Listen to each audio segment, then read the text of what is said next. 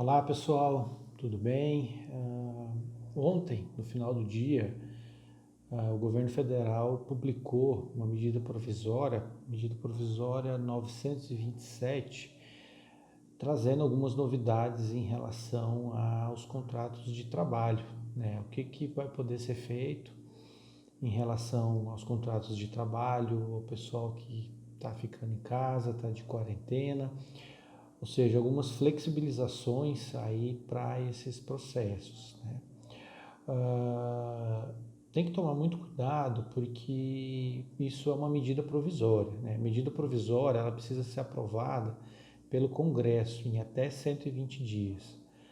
Ah, e se não for aprovada, ela perde o seu efeito. Então, a gente está aí num impasse, vamos falar assim, que se a gente tomar as ações que essa MP ela permite, pode ser que depois tudo isso seja perca o efeito se não for aprovado no Congresso, né?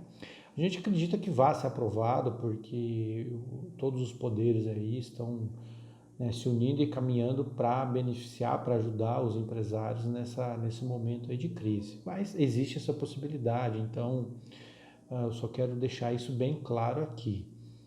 Mas eu acho que pela dificuldade do momento que a gente está passando, cabe a gente se beneficiar do que for possível e se depois tiver algum problema, ver o que fazer, né? Mas pelo menos a gente ganhou um pouco de tempo. Mas vamos lá, vamos para os assuntos que foram tratados nessa MP. Ela vem a facilitar as coisas, ela vem para trazer mais agilidade na tomada de decisão, dispensando períodos maiores de alguns avisos, dispensando acordos coletivos com o sindicato, né? Então trazendo mais agilidade para a tomada de decisão. Ela fala sobre o teletrabalho, né, sobre o home office, onde dispensando a anotação de imediato no contrato de trabalho, né, em relação a aditivos, transferindo os funcionários para um home office, né, então pode-se transferir de imediato e depois organiza essa parte de documentos e burocracia, né, então agiliza esse processo para o pessoal ir para casa. Ela traz a antecipação de férias individuais, né? Ou seja, se você tem um funcionário que não completou um ano ainda, não teria direito ao gozo de férias, você pode antecipar as férias dele e dar já as férias de imediato, desde que não seja um período inferior a 5 dias. Né? Também traz facilitação à adesão de férias coletivas, né? Então não precisa ter acordo com o sindicato, e para as duas situações das férias, tanto a individual quanto a coletiva, também trouxe a redução do período de aviso, né, que normalmente são 30 dias. Agora, com essa medida provisória, o aviso passa a ser de 48 horas. Então, avisou com 48 horas de antecedência, o funcionário já pode sair de férias. Em relação ao pagamento das férias também, ele não precisa ser antecipado, né? Igual comumente é feito, né, com 2 dias antes do funcionário sair de férias. Com a medida provisória, ele é prorrogado para o quinto dia útil para o quinto dia útil do mês subsequente ao gozo de férias, né? Então acaba ganhando um prazo aí para fazer essa quitação, né? Então ajuda no fluxo de caixa da empresa. Também trouxe algumas considerações em relação a feriados não religiosos. Então, todo feriado que tiver durante esse ano que não for religioso, ele pode ser antecipado. Então, como a equipe está de quarentena agora, então depois, quando forem as datas dos feriados, o pessoal vai trabalhar e compensar nesses dias que ficaram em casa de quarentena. Será possível fazer isso, tá? Também trouxe uma facilidade para adesão ao banco de horas, né? Então, se o funcionário ele tem um saldo aí de horas extras que ainda não foram quitadas, pode ser compensada via banco de horas sem autorização de sindicato, nada disso. Pode ser feito isso individualmente com os funcionários, tá bom?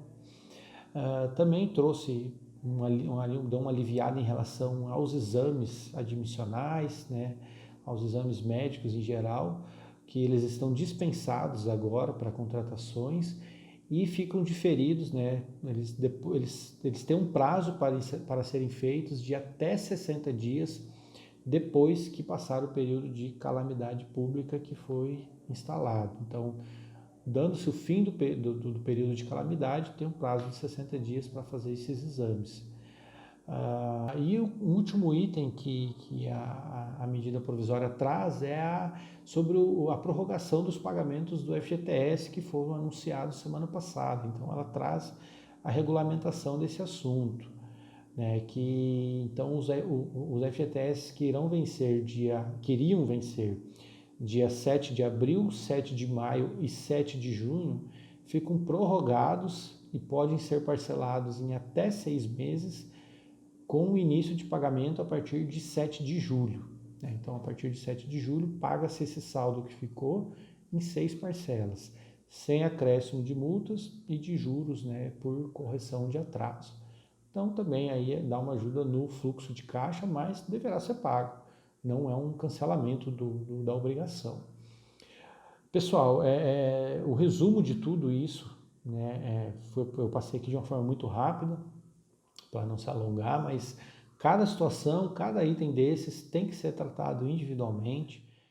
Então, acho que cada empresa tem que pensar na sua estratégia, qual a melhor estratégia usar para o seu momento, qual é a sua realidade, se é de total paralisação, se é parcial. Então, cada empresa vai exigir um planejamento particular, individual. Nós, da Estéreo, estamos aqui à disposição para te ajudar a pensar nisso. Conte com a nossa equipe, conte com nossos times aí, que a gente está à disposição para te ajudar a encontrar o melhor caminho. Muita coisa ainda provavelmente está por vir, a gente vai atualizando as novidades, tá? Mas o que tem até agora de última novidade é essa. Tem algumas coisas meio nebulosas ainda, mas ao longo do dia, da semana, provavelmente vão sendo esclarecidas e a gente vai trazendo aqui para você, tá bom? Muito obrigado e conta com a gente aí para esse momento de incertezas e dificuldades. A gente está aqui para te ajudar a encontrar a melhor estratégia aí, seja para o seu departamento pessoal, para alinhar toda essa situação. Muito obrigado, até mais.